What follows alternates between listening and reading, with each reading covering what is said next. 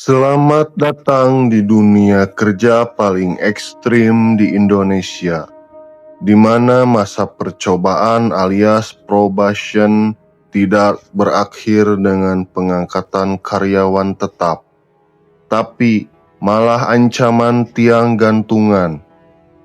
Biasanya, kalau Anda baru kerja 3 hari di kantor baru, kesalahan paling fatal Anda cuma salah kirim email atau belum hafal nama atasan. Tapi bagi Pandi Ramadan, seorang pemuda yang baru 3 hari menginjakan kaki di dek kapal Legend Aquarius, kesalahan itu bernama 2 ton sabu-sabu. Mari kita pakai nalar jalanan untuk membedah ini. 2 ton sabu itu bukan barang recehan yang bisa diselipkan di bawah jok motor. Kalau ditumpuk, beratnya setara dengan 1 mobil SUV besar yang dijejali narkoba sampai ke knalpot-knalpotnya. Dengan nilai ekonomi menembus 2 triliun rupiah, bayangkan, uang 2 triliun itu kalau dipakai buat beli cendol, mungkin satu provinsi bisa kembung berjamaah. Dan barang semahal itu konon katanya dijaga oleh anak baru, yang bahkan mungkin belum tahu di mana letak skoci penyelamat. Disinilah letak kelucuannya. Logikanya, kalau Anda adalah seorang bos sindikat internasional dengan aset 2 triliun rupiah di tengah laut, apakah Anda akan mempercayakan harta karun tersebut kepada orang yang baru masuk 3 hari? Orang yang bahkan belum teruji kesetiaannya, yang belum tahu seluk-beluk kapal, dan mungkin masih sering mual karena mabuk laut. Logika manajemen manapun akan bilang itu konyol, tapi dalam narasi hukum kita, hal konyol ini mendadak jadi sangat masuk akal. Data yang sering terlewatkan adalah spesifikasi kapal Legend Aquarius itu sendiri. Ini bukan perahu nelayan, kayu yang bocor di sana-sini, melainkan kapal canggih yang butuh navigasi presisi untuk membelah samudra internasional. Menggerakkan barang haram sebanyak itu butuh komunikasi satelit, koordinat ship to ship yang akurat, dan jaringan logistik yang rapi.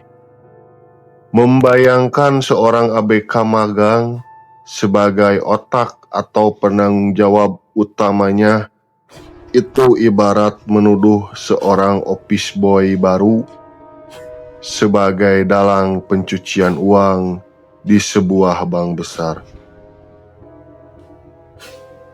Jadi, kita sedang menonton drama Magang Maut, di mana seorang pemuda yang mungkin mimpinya cuma pengen kirim uang buat orang tua di kampung, tiba-tiba harus memikul dosa triliunan rupiah yang bahkan dia sendiri mungkin tidak paham bagaimana cara menghitung nolnya. Ini bukan lagi soal penegakan hukum, tapi soal bagaimana narasi. Siapa yang tertangkap, dia yang salah. Dipaksakan masuk ke kepala kita semua. Meskipun nalarnya sudah mengap-mengap minta tolong. Sekarang, mari kita bahas lebih dalam dengan matematika keadilan. Coba Anda bandingkan profil para tersangka yang dipajang di depan kamera saat konferensi pers dengan nilai barang bukti yang ada di belakangnya. Di satu sisi ada sabu seharga 2 triliun, dan di sisi lain ada pria-pria berbaju oranye dengan wajah kusam, tangan kasar, bekas kerja keras, dan dompet yang kemungkinan besar isinya cuma doa dan struk utang warung. Ada ketimpangan logika yang sangat mencolok di sini. Logika jalanannya begini.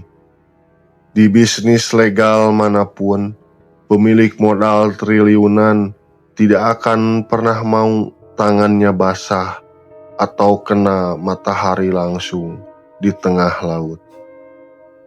Mereka duduk manis di ruangan ber-AC, main golf dengan orang-orang penting, atau mungkin sedang sibuk membahas investasi masa depan sambil menyeruput kopi mahal. Tapi anehnya, setiap ada penangkapan besar, paus alias pemilik aslinya selalu berubah jadi hantu yang tidak kasat mata. Sementara yang tersangkut di jaring selalu ikan-ikan teri yang malang. Hukum kita ini kadang mirip sekali dengan saringan santan. Yang nyangkut di saringan cuma ampas-ampas kasar yang tidak punya nilai jual. Sementara sarinya yang gurih, kental, dan mahal itu meluncur mulus masuk ke dalam kuali kekuasaan. Kita disuruh percaya bahwa 2 ton sabu itu bisa jalan-jalan sendiri melintasi perbatasan negara tanpa ada restu dari orang kuat atau perlindungan sistemik. Kita seolah dipaksa percaya bahwa penyelundupan triliunan rupiah itu murni kreativitas seorang ABK yang gaji bulanannya saja mungkin belum dibayar. Yang paling kontroversial dan bikin dada sesak adalah semangat luar biasa untuk menjatuhkan hukuman mati. Tuntutan mati buat si Tri seolah-olah menjadi obat penenang buat masyarakat bahwa perang melawan narkoba sudah dimenangkan. Padahal mematikan 1 Tri tidak akan membuat populasi paus berkurang. Justru dengan mematikan Tri secepat mungkin lewat eksekusi hukum, kita sebenarnya sedang membantu para paus agar saksi kuncinya terkunci rapat di bawah tanah selamanya. Inilah efisiensi hukum yang mengerikan. Hukum kita bukan cuma tajam ke bawah, tapi juga sangat pengertian dalam menjaga rahasia para elit di atas. Menuntut mati orang yang baru kerja 3 hari tanpa pernah menyentuh siapa yang mengirim barang dan siapa yang menyediakan kapalnya adalah bentuk kemalasan intelektual. Kita lebih suka merayakan panggung sandiwara daripada mencari keadilan yang nyata. Karena keadilan yang nyata itu harganya mahal dan beresiko mengganggu ketenangan para penguasa samudra. Mari kita masuk ke bagian paling gurih dalam pembahasan ini. Teori sesaji laut.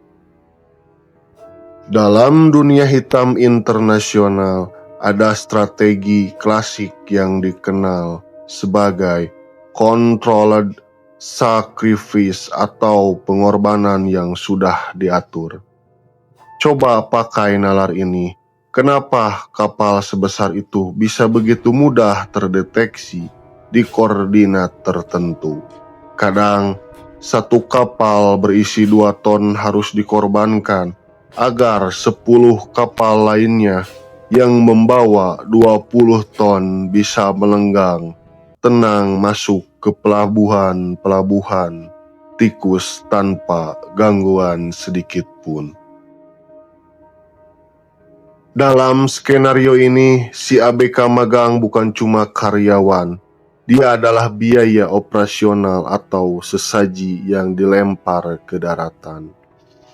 Dia dikorbankan supaya aparat punya berita besar, untuk masuk televisi, punya prestasi mentereng untuk promosi jabatan, dan masyarakat merasa bahwa negara sedang bekerja keras. Si teri mati di tiang gantungan, tapi bisnis si paus tetap jalan terus. Ini adalah simbiosis mutualisme yang gelap.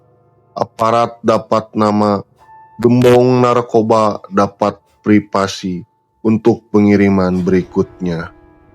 Kita seringkali terlalu sibuk menghujat si kurir, tapi lupa bertanya di mana uang 2 triliun itu sekarang berada.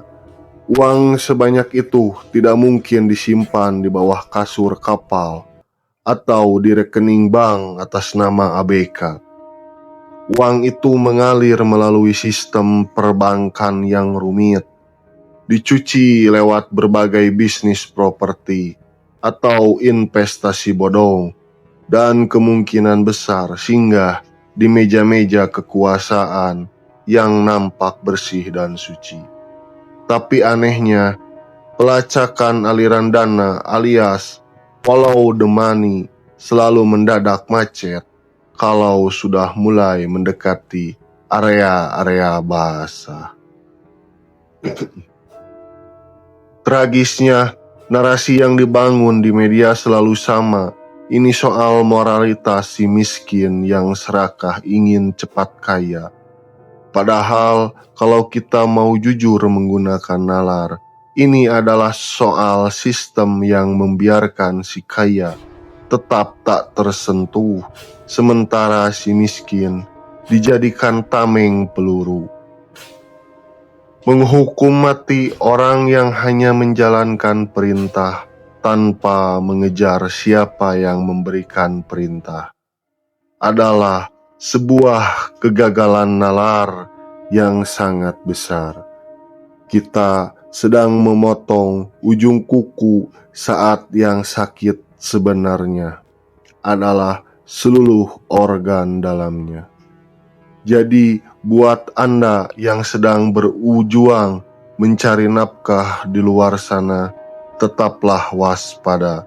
Di negeri ini, nasib Anda tidak hanya ditentukan oleh kerja keras, tapi juga oleh siapa yang memperkerjakan Anda.